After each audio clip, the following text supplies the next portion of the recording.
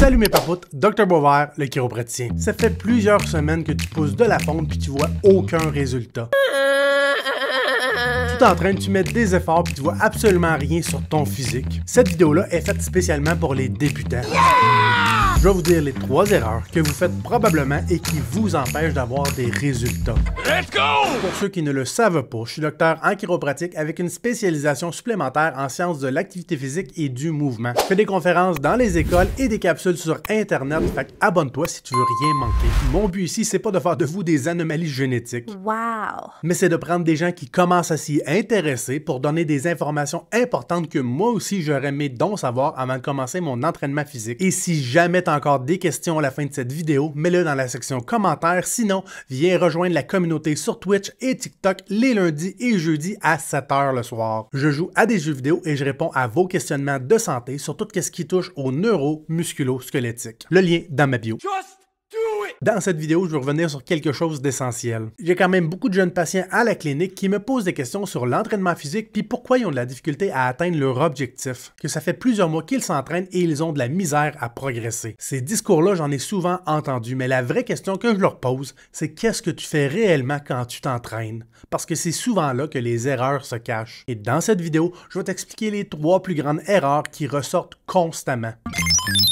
L'erreur numéro 1, c'est la paralysie par l'analyse. C'est cette tendance à se perdre complètement dans des détails inutiles, en croyant qu'ils font réellement faire une différence importante sur votre prise de masse musculaire, sans savoir que ce genre de pelletage de nuages s'adresse surtout à des athlètes de haut niveau qui vont toujours rechercher le petit pourcentage de plus pour atteindre leur objectif. Mais en appliquant ces principes à un débutant, vous allez perdre votre temps, mais surtout vous risquez de réduire l'intensité durant vos entraînements. Ou pire encore, vous allez rentrer dans des débats complètement inutiles avec d'autres débutants qui sont persuadés de tout savoir sur l'entraînement après avoir binge-watch 30 minutes de vidéos sur YouTube. Bref, le Dunning-Kruger effect. Prenons un exemple concret. Vous fixez sur la durée parfaite de la phase négative d'un mouvement, aussi appelée la contraction excentrique, cette phase où le muscle s'allonge tout en étant sous tension. Ou bien vous passez des heures à rechercher le meilleur exercice, la posture parfaite ou encore le nombre optimal de répétitions ou de séries pour maximiser vos gains.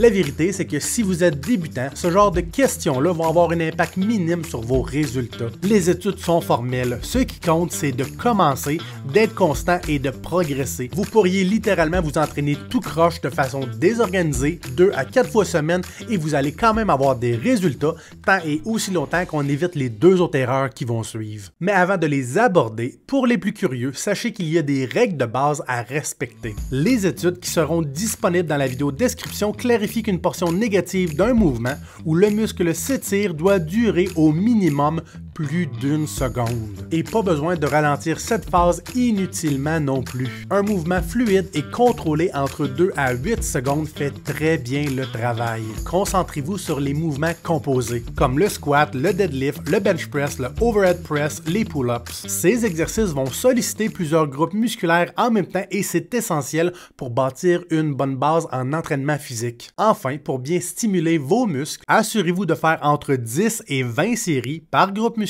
à chaque semaine. Ça va être suffisant initialement pour obtenir des excellents résultats pour progresser sans avoir besoin de rechercher des détails compliqués tant et aussi longtemps que vous évitez de faire les 2 erreurs qui vont suivre.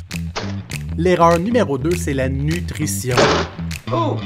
D'abord, si vous êtes très maigre et que vous avez de la difficulté à prendre de la masse musculaire, le problème vient probablement d'un apport calorique insuffisant.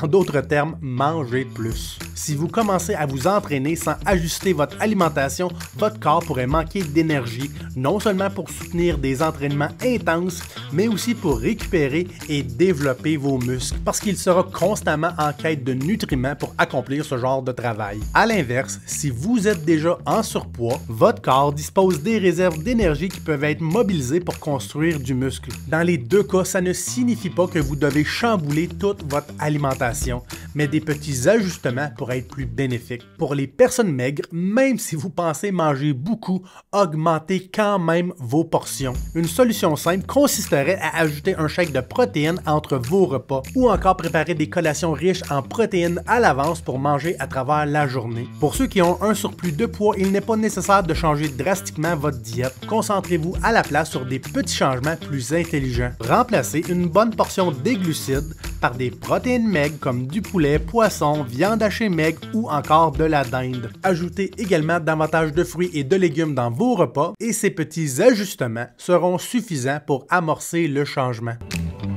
Mais au-delà de ça, ce qui a le plus grand impact sur la prise de masse musculaire, bref l'hypertrophie, c'est l'atteinte de l'échec musculaire. L'échec musculaire, c'est tout simplement le moment où votre muscle n'est plus capable de continuer une répétition. Et ce, peu importe à quel point vous essayez de pousser. Mais surtout qu'on ne sera pas capable de finir les amplitudes de mouvement, donc extrêmement limitées, parce qu'il devient difficile de mettre les muscles en contraction complète. À ce point-là, vous allez commencer à shaker, ça va brûler et ça va être pratiquement impossible de faire les dernières répétitions. Bref, ça, c'est l'échec musculaire. Et ce qui est le facteur déterminant pour l'hypertrophie au long terme. Sans ceci, vos muscles ne recevront pas tous les signaux nécessaires pour devenir plus forts, plus gros et s'adapter à travers le temps. Et ce, même si vous avez la meilleure alimentation ou les meilleures techniques d'entraînement du monde. Même si vous avez le pire coach de la vie, s'il vous motive assez et vous avez confiance en lui et à son plan d'entraînement douteux, vous allez quand même avoir des résultats. De un, parce qu'il sera plus facile d'aller chercher l'échec musculaire et vous risquez de vous donner pas mal plus à fond que si vous ne croyez pas au coach ou au plan d'entraînement.